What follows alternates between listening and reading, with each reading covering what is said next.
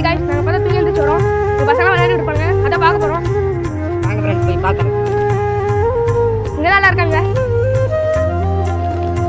என்ன விளையாடுறாங்கன்னு தெரியல பார்க்கலாம். இங்க பாருங்க. ரியோஸ் கட்டிட்டானுங்க.